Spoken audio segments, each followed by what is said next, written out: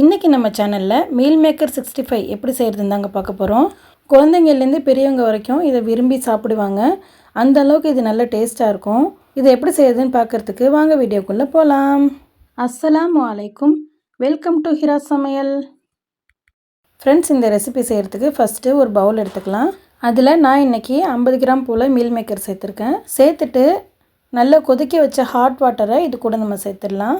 இதை நம்ம ஊற வச்சிடலாம். 3 நிமிஷம் வரைக்கும் இது ஊறட்டும். Friends, KFC style fried chicken வீட்டில் எப்படி செய்கிறதுன்னு நம்ம சேனலில் ஆல்ரெடி வீடியோ அப்லோட் பண்ணியிருக்கோம். அந்த வீடியோட லிங்க்கை மேலே ஐகார்ட்லேயும் டிஸ்கிரிப்ஷன்லேயும் கொடுக்குறேன், செக் பண்ணி பார்த்துக்கோங்க ஃப்ரெண்ட்ஸ். இப்போ 3 நிமிஷம் ஆகிடுச்சு. அதுக்கப்புறமா மீல் மேக்கர்லேருந்து இதை தண்ணி ரிலீஸ் பண்ணிவிட்டு நல்லா பிழிஞ்சு எடுத்துகிட்டு வந்துடலாம். இப்போ பாருங்கள், நம்ம பிழிஞ்சு எடுத்துகிட்டு வந்தாச்சு.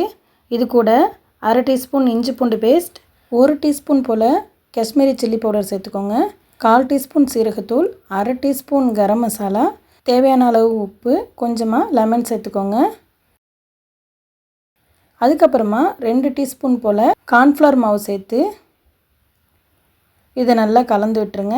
இந்த மசாலா எல்லாம் மீல் மேக்கரில் நல்லா ஏறணும். அதனால் இது நம்ம ஒரு 5 நிமிஷத்துலேருந்து 7 நிமிஷம் வரைக்கும் இதை நல்லா மேரினேட் பண்ணிடலாம். ஃப்ரெண்ட்ஸ், இதை கலந்து விடுறதுக்குள்ளே நீங்கள் நம்ம சேனலுக்கு புதுசுனா ஹிரா சமையல் சேனலை சப்ஸ்கிரைப் பண்ணிக்கோங்க. பக்கத்தில் இருக்கிற பெல் பட்டனையும் கிளிக் பண்ணிக்கோங்க. அப்போ தான் நான் போடுற யூஸ்ஃபுல்லான வீடியோஸ் உங்களுக்கு உடனுக்குடன் நோட்டிஃபிகேஷனில் வரும். அடுத்ததாக ஸ்டவ்வில் ஒரு பேன் எடுத்து வச்சுக்கோங்க. அதில் ஃப்ரை பண்ணுறதுக்கு தேவையான அளவு குக்கிங் ஆயில் சேர்த்துக்கோங்க. சேர்த்துட்டு இந்த ஆயில் நல்லா ஹீட் ஆனதுக்கப்புறம் நம்ம மசாலா போட்டு ஊற வச்சுருக்கோம்ல, அந்த மீல் மேக்கர் எல்லாத்தையும் இது கூட 1 பை 1 சேர்த்துடலாம். சேர்த்துட்டு இது நல்லா கோல்டன் ப்ரௌன் கலர் வர அளவுக்கு, நல்லா கிறிஸ்பியாக வர அளவுக்கு நம்ம இதை வறுத்துக்கலாம். இதில் நம்ம கார்ன்ஃப்ளவர் சேர்த்துருக்கிறதுனால நல்லா கிறிஸ்பியாக இருக்கும்.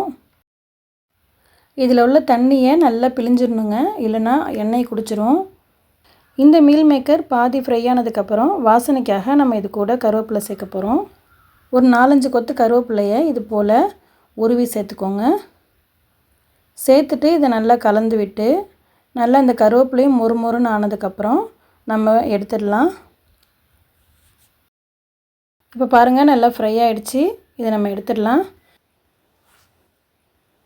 அவ்வளோதாங்க, நல்ல டேஸ்ட்டான கிறிஸ்பியான மீல் மேக்கர் ஃப்ரை நமக்கு இப்போது சூப்பராக தயாராகிடுச்சுங்க.